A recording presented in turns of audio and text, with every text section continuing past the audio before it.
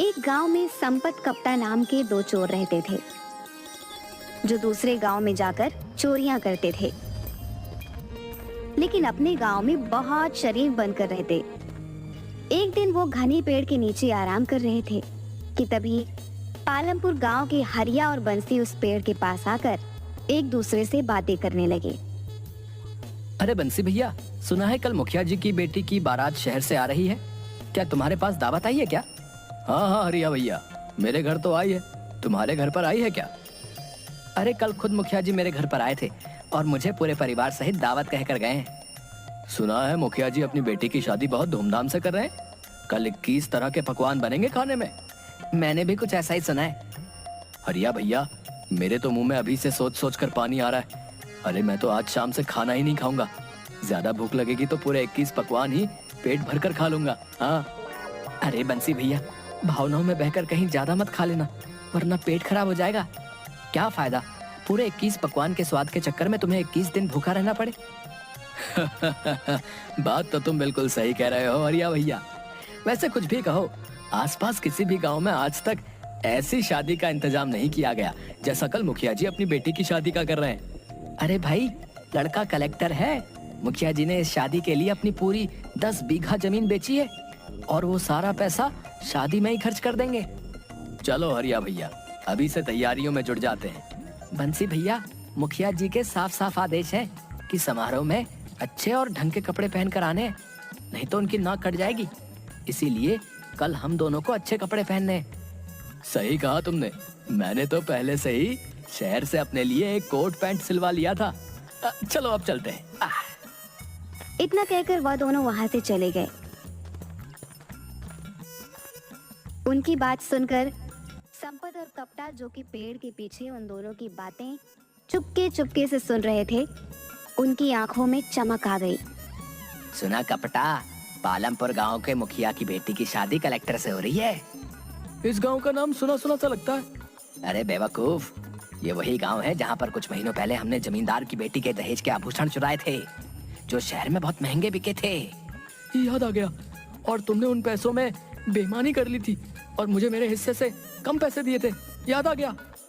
अबे मेहनत भी तो मैंने सबसे ज्यादा की थी, तूने क्या किया था? हैं? सिर्फ बारात में खड़े होकर अंग्रेजी में लोगों से बस हाय हेलो कर रहा था तू तो। तुम तो कुछ कर ही नहीं रहते हैं? गांव की लड़कियों से नैन मटक्का कौन कर रहा था भाई? अगर मैं चेतावनी नहीं देता तो तुम उसी वक्त रंगे हाथों पकड़े जाते, और साथ में मैं भी। हाँ। अबे वो सब छोड़, कल उसी गांव की मुखिया की शादी है। सही कहा तूने संपत, इसका मतलब मुखिया ने खूब दान दहेज का प्रबंध भी किया होगा। अरे जब 21 तरह के पकवान खाने में बनवा रहा है तो बेटी के लिए सोने के आभूषण कितने महंगे महंगे बनवाए होंगे हैं? हमें किसी भी कीमत पर उन आभूषणों को चुराना होगा, समझा? लेकिन कैसे, अगर हम दोनों पहचान में आ गए तो? तूने सुना नहीं, वो दोनों बेवकूफ क्या बोल रहे थे कि शादी में अच्छे से अच्छे कपड़े पहनकर आना है। अबे हम दोनों के पास अच्छे कपड़ों की कोई कमी है क्या बे? बढ़िया सा ब्रांडेड कोट पहनकर चलेंगे, कोई शक नहीं कर पाएगा, समझा क्या? और मौका देखकर मुखिया की बेटी के आभूषण वहाँ से लेकर चंपत हो जाएंगे। चलो गांव चलकर अभी से तैयारियां करना शुरू कर देते हैं। लेकिन हमें बहुत होशियारी से काम लेना होगा संपत भैया, क्योंकि हम दोनों कुछ महीने पहले ही उस गांव में चोरी करके आए हैं। अबे कुछ नहीं होगा, सबसे पहले तो अभी हम दोनों अपने गाँव चलते हैं। पूरे 1 महीने से हम दोनों गाँव में नहीं गए। सारे गाँव वाले समझते हैं कि हम दोनों शहर में कोई बहुत बड़ा बिजनेस करते हैं। कपड़े तो पहन लें। ये बात तो मैं भूल ही गया। चिंता मत कर कपटा, हम दोनों ने अब तक न जाने कितने गांव और शहर में चोरियां की हैं। आज तक हम दोनों पकड़ में नहीं आए। अरे पकड़ना तो बहुत दूर की बात है, आज तक हम दोनों की थाने में तस्वीर भी नहीं लगी। इतना बोलकर संपत जोर जोर से हंसने लगा। उन दोनों ने अपने बैग में से शहर के कपड़े निकालकर पहन लिए और अपनी मोटरसाइकिल स्टार्ट करके अपने गांव पहुंच गए। वह दोनों अपने गांव पहुंचे ही थे कि तभी गांव की 2 व्यक्ति घसीटा और बल्ली ने उन दोनों को घेर लिया। कैसे हो संपत भैया? मैं तो ठीक हूँ घसीटा, तू बता, अब तो तेरी पत्नी तुझे घसीट घसीट कर नहीं मारती ना? तुम भी कमाल करते हो संपत भैया, तुम्हारी मजाक करने की आदत अब तक नहीं गई। क्या करें घसीटा, तुझे देखकर ही मजाक करने का मन होने लगता है। तेरी शकल ही कुछ ऐसी है यार। अरे वो सब छोड़ो संपत भैया, ये बताओ, मैंने सुना है कि शहर में मेट्रो रेल बहुत अच्छी बनी है। अरे बेवकूफ, वो मेट्रो रेल नहीं, वो मेट्रो होती है, मेट्रो। अरे हमारे लिए तो मेट्रो और मेट्रो क्या फर्क है भैया, हैं? अच्छा संपत भैया, मैंने सुना है मेट्रो रेल में बहुत सुंदर सुंदर कन्याएं भी नृत्य करती हैं भैया। हाँ बल्ली, शहर के लोग थोड़े खुले मिजाज के होते हैं। अरे संपत भैया, कभी हमें भी ले चलो ना अपने साथ एक बार शहर। हम भी एक बार अपनी आंखों से मेट्रो रेल का नजारा कर लेंगे और इसी बहाने अमिताभ बच्चन जी का घर भी देख लेंगे। अबे बेवकूफ आदमी, मेट्रो ट्रेन दिल्ली में है और अमिताभ बच्चन का घर मुंबई में है। ये क्या बात कर रहे हो संपत भैया? हम तो पिक्चर में देखे थे कि अमिताभ बच्चन मेट्रो रेल में सवार होकर अपने घर जाता है। अरे वो पिक्चर होती है बेवकूफ, अब मैं तुझे कैसे समझाऊं? यहाँ से निकल ले, नहीं तो ये दोनों उल्टी सीधी बातें करके हमारा दिमाग खराब कर देंगे। ठीक है बल्ली और घसीटा, हम दोनों चलते हैं।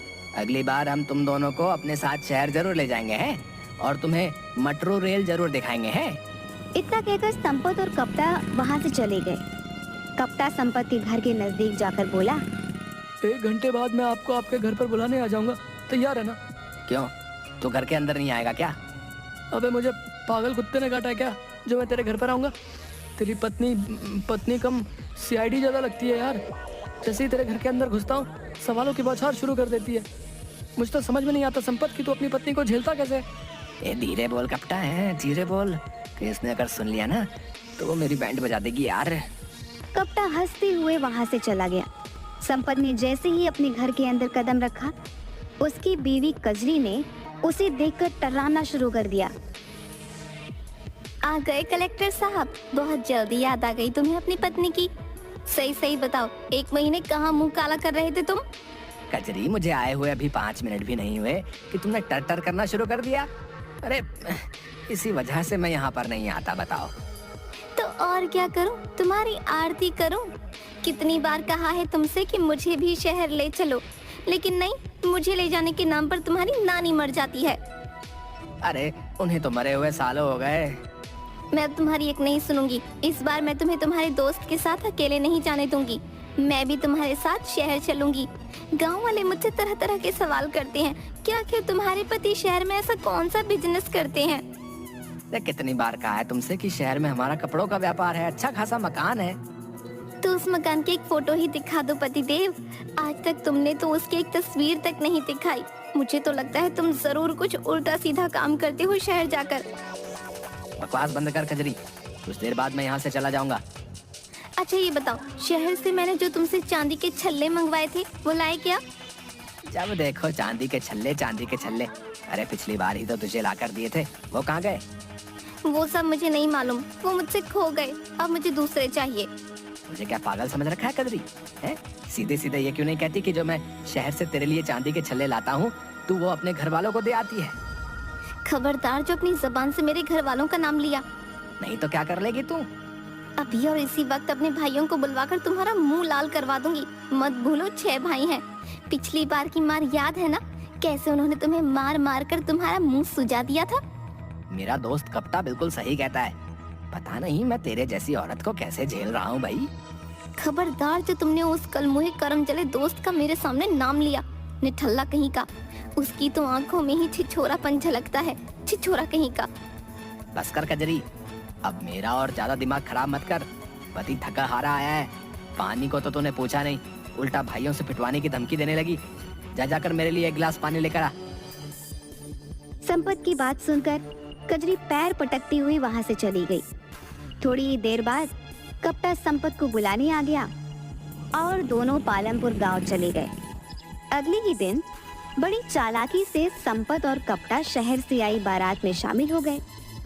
संपत आहिस्ता से कप्ता से बोला, बहुत होशियारी से काम लेना कप्ता, और हाँ, ओवर एक्टिंग करने की बिल्कुल भी जरूरत नहीं है। याद है ना पिछली बार तेरी ओवर एक्टिंग की वजह से हम दोनों फंसते फंसते बचे थे। चिंता मत करो संपत भैया, इस बार ओवर एक्टिंग बिल्कुल नहीं करूंगा। इस बार ऐसी एक्टिंग करूंगा कि यहाँ से चोरी करने के बाद हम दोनों सीधे मुंबई जाएंगे। और मुंबई में जाकर क्या करेंगे? अरे फिर फिल्मों में काम करेंगे और क्या। ये बकवास बंद कर कप्ता और काम पर ध्यान दे। मैं जरा इधर उधर देख कर आता हूँ कि मुखिया ने गहने कहाँ पर रखे होंगे। चल काम पर लग। इतना कहकर संपत वहां से चला गया और कपटा बारातियों में शामिल होकर बाराती होने की एक्टिंग करने लगा। तभी वहां पर मुखिया बारातियों का हाथ जोड़कर स्वागत करने लगे, मगर जैसे ही मुखिया की नजर कपटा पर पड़ी, मुखिया कुछ सोचता हुआ बोला, आप तो इस गांव के नहीं लगते। अरे मैं भला इस गांव का कहाँ से लगूंगा, मैं तो बाराती हूँ। अब माफ कीजिएगा, एक पल के लिए मुझे ऐसा लगा जैसे मैंने आपको कहीं देखा है।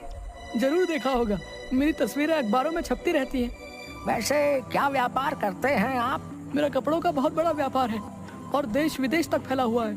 प्रेस वाले, मीडिया वाले मेरी फैक्ट्री के बनाए हुए कपड़ों की तस्वीरें लेने आते रहते हैं और जबरदस्ती मेरे भी पीछे पड़ जाते हैं।